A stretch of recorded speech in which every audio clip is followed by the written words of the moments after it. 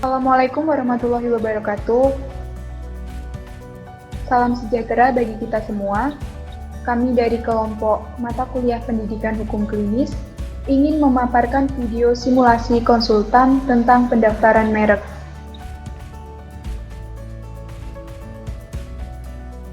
Pertama-tama, kami akan memperkenalkan anggota kelompok kami. Yang pertama, saya Kusno Khotimah Nita Permata sebagai mediator. Yang kedua, saya Praserina Kusmanisia sebagai pihak satu yang berkonsultasi. Yang ketiga, saya Muhammad Nasir sebagai pihak kedua yang ingin berkonsultasi. Selanjutnya, saya Nur Borokoswatun Hasanah sebagai konsultan 1. Kemudian saya Nena Mahesti sebagai konsultan kedua.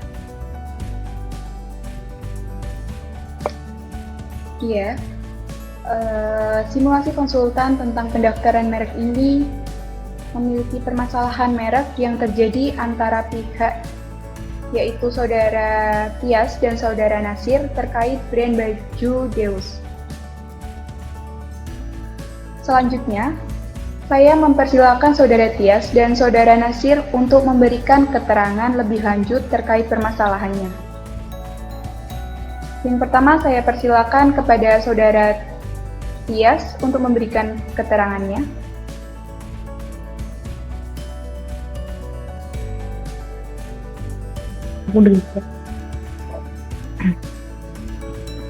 Terima kasih kepada Saudara Cisnul yang telah mempersilahkan saya untuk menyampaikan kasus permasalahan yang telah saya alami. Jadi di sini, seperti yang kita tahu bahwa tahun ini Indonesia itu mengalami pandemi COVID-19, di mana kita semua itu mengalami dampaknya. Dan saya sebagai seorang mahasiswa juga mengalami dampaknya. Kita di sini kuliahnya melalui daring atau online, dan saya tuh merasa pengen lebih produktif ketika kuliah online ini. Jadi nggak hanya kuliah, tapi saya pengen produktif. Nah, kemudian waktu di bulan Agustus nih, tanggal 5 Agustus, saya membuka bisnis baru saya. Dan brand saya namai dengan Deus. Di situ saya jualan baju-baju. Mereknya adalah Deus. Di situ saya memang belum mendaftarkan mereknya. Nah, sekarang saya ingin mendaftarkan merek tersebut. Namun ketika saya ingin mendaftarkan merek, ada seseorang yang bernama Saudara Nasir. Dia ternyata memakai nama produk yang sama dengan saya. Dan tahu saya adalah pemilik nama brand pertama tersebut. Jadi Nasir memakai nama itu setelah saya. Untuk itu, saya ingin menuntut Saudara Nasir karena dia telah memakai nama brand yang sama dengan saya. Apakah saya bisa menuntutnya atas kasus tersebut?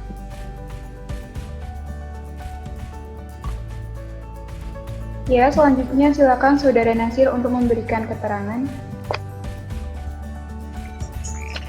Ya, terima kasih Mbak Tusnul selaku mediator. Jadi keterangan dari saya, pada dasarnya saya itu tidak tahu apabila merek ini kepemilikan Mbak Tias. Karena saya mengira merek ini belum ada yang memiliki, jadi saya merasa kalau apabila saya menyebarluaskan atau menggandakan baju terkait dengan merek tersebut, menurut saya tidak melakukan kesalahan atau tidak merugikan pihak manapun. Mungkin itu menurut saya, keterangan dari saya.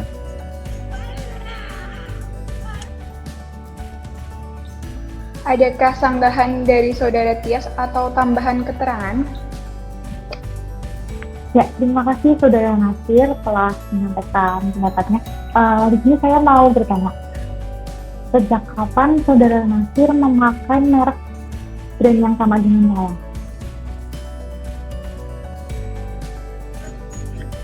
Ya, saya memakai brand ini dari bulan September, dan saya melihat di pasaran, menurut saya bisalah memakai merek tersebut dan menyebarluaskannya.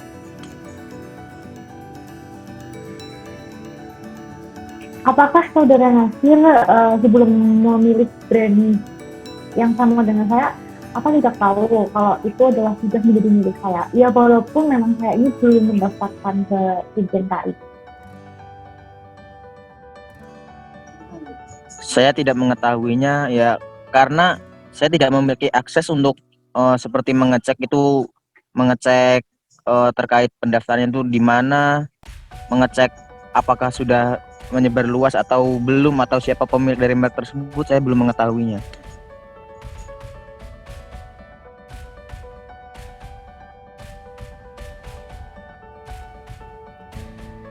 Nah, dari hal tersebut, karena Nasir memakai merek yang sama dengan saya, dan saya baru mengetahui beberapa minggu ini, dan saya merasa dirugikan karena dengan dia memakai merek yang sama dengan saya, otomatis konsumen saya tuh ada yang mengira bahwa brand itu juga di Nasir, bahwa ya jadinya konsumen saya tuh berkurang, jadi merugikan tentang pendapatan saya. Nah, untuk itu apakah saya bisa menuntut saudara Nasir terkait dengan kasus ini?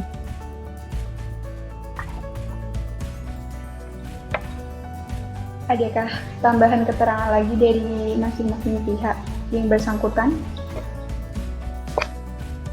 Dari saya mungkin cukup.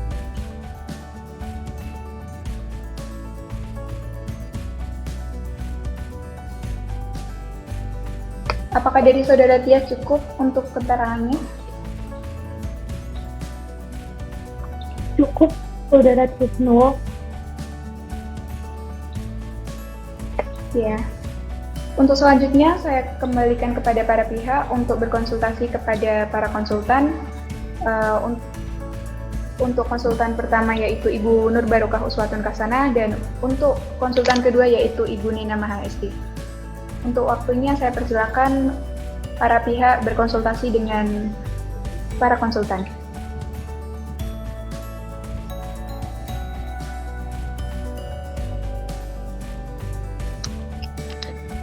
Ya, jadi terima kasih atas keterangan para pihak yang telah menyampaikan permasalahannya. Di sini saya menangkap bahwa saudara Tias ini akan menuntut saudara Nasir atas permasalahan yang telah terjadi ya. Nah, sebelumnya izinkan saya menjelaskan mengenai hak merek.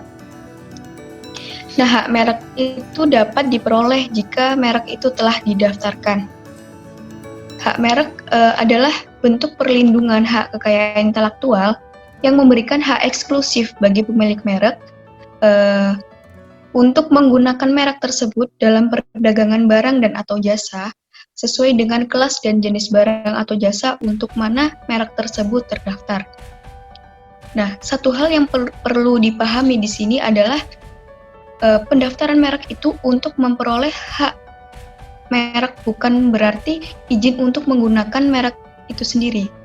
Siapapun berhak memakai merek apapun, didaftar ataupun tidak, sepanjang tidak sama dengan merek terdaftar milik orang lain,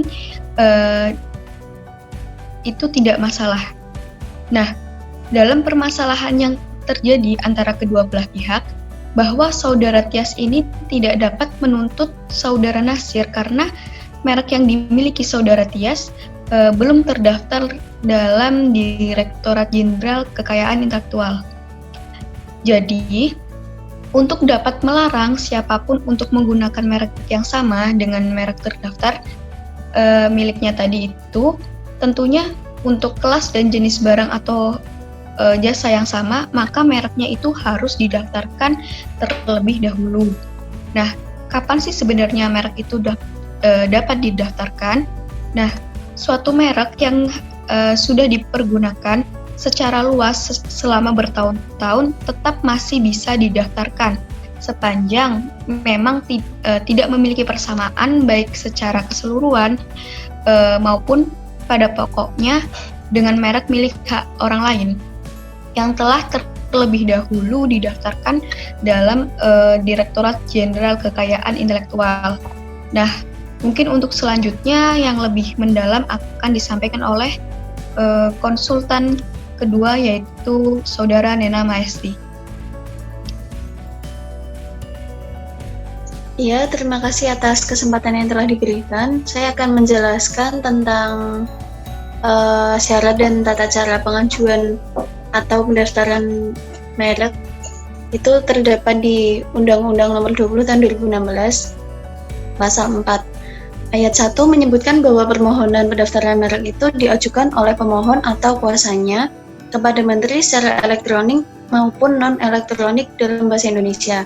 Kemudian yang ayat 2, dalam permohonan tersebut harus mencantumkan tanggal, bulan, dan tahun permohonan, kemudian nama lengkap, kewarganegaraan, dan alamat pemohon, kemudian nama lengkap dan alamat kuasa jika permohonan diajukan oleh kuasa hukumnya, kemudian warna jika merek yang dimohonkan pendaftarannya merupakan atau menggunakan unsur warna, kemudian nama negara dan tanggal permintaan merek yang pertama kali dalam hal permohonan diajukan dengan hak prioritas, dan yang terakhir adalah kelas barang dan atau kelas jasa serta uraian jenis barang atau jenis jasa.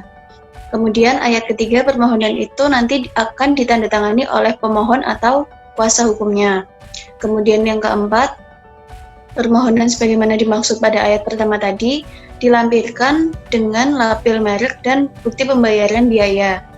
Kemudian ayat 5, biaya permohonan pendaftaran merek ditentukan per kelas barang atau jasa. Kemudian ayat 6, dalam hal merek sebagaimana dimaksud pada ayat 4, berupa bentuk 3 dimensi label merek yang dilampirkan dalam bentuk karakteristik dari merek tersebut. Kemudian ayat ke-7, dalam hal merek sebagaimana dimaksud pada ayat ke-4, berupa suara, label merek yang dilampirkan berupa notasi dan rekaman suara. Kemudian ayat ke-8, permohonan sebagaimana dimaksud ayat 1, wajib dilampiri dengan surat pernyataan kepemilikan merek yang dimohonkan pendaftarannya. Dan yang terakhir, ketentuan lebih lanjut mengenai biaya permohonan sebagaimana dimaksud ayat 5 diatur dalam peraturan pemerintah. Kemudian pasal 5 itu pada ayat 1 disebutkan bahwa permohonan diajukan apabila permohonan diajukan oleh lebih dari satu pemohon secara bersama, maka semua nama pemohon itu akan dicantumkan dengan memilih salah satu alamat sebagai alamat pemohon. Ayat kedua, permohonan sebagai dimaksud ayat 1 ditandatangani oleh salah satu pemohon yang berhak atas merek tersebut dengan melampirkan persetujuan tertulis dari para pemohon yang mewakilkan. Dan yang ayat ketiga, permohonan sebagaimana dimaksud di ayat 1 yang salah seorang pemohonnya atau lebih warga negara asing dan badan hukum yang asing yang berdomisili di luar negeri wajib diajukan melalui kuasanya. Dan ayat 4, dalam hal permohonan sebagaimana dimaksud ayat 1 diajukan melalui kuasanya, surat kuasa untuk itu ditandatangani oleh semua pihak yang berhak atas merek tersebut. Dan pasal ke-6, ayat 1, permohonan untuk lebih dari satu kelas barang atau jasa dapat diajukan dalam satu permohonan saja. Kemudian yang ayat kedua, permohonan sebagaimana dimaksud pada ayat 1 harus menyebutkan jenis barang atau jasa yang termasuk dalam kelas yang dimohonkan pendaftarannya. Kemudian yang terakhir, ayat 3, yaitu ketentuan lebih lanjut mengenai kelas barang atau jasa sebagaimana dimaksud pada ayat 1 diatur dalam peraturan menteri. Sekian penjelasan dari saya terkait permohonan pendaftaran merek pada Undang-Undang Nomor 20 Tahun 2016.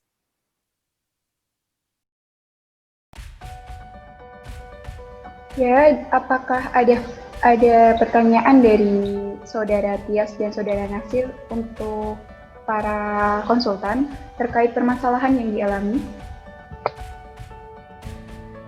Jadi di sini saya akan memperjelas lagi kepada konsultan bahwa ya pada dasarnya saya memang tidak boleh menyebut Saudara Nasir karena faktanya memang saya belum mendaftarkan merek.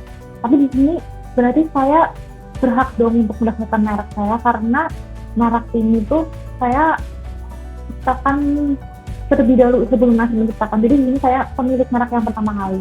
Jadi saya ini boleh mendaftarkan terlebih dahulu. Boleh atau tidak? Silakan Ibu Nur Barokah atau Ibu Nina menjawab dari Saudara Tia.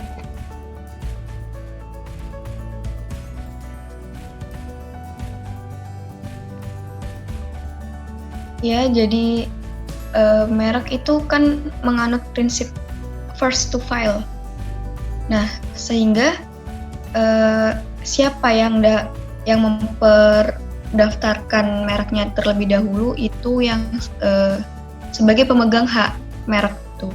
Jadi kalau misalnya Saudari Tias itu akan mendaftarkan, maka di sini yang jadi pemegang hak merek itu adalah Saudari Tias.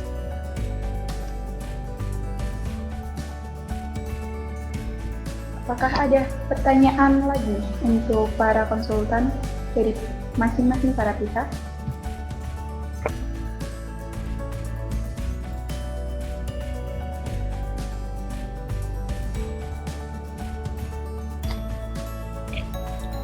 Iya, apabila dari masing-masing para pihak tidak ada pertanyaan lagi, saya di sini sebagai mediator ingin menyimpulkan bahwa permasalahan yang dialami antara Saudara Tias dan Nasir, Saudara Tias tidak dapat melakukan penuntutan terhadap Saudara Nasir, karena brand milik Saudara Tias, yaitu brand Deus, belum terdaftar di Dirjen KI. Akan tetapi, mereka bisa melakukan kesepakatan untuk melakukan pendaftaran merek, dan pendaftaran merek harus disesuaikan dengan syarat-syarat yang ada dalam Undang-Undang Nomor 20 Tahun 2016 tentang merek dan indikasi geografis.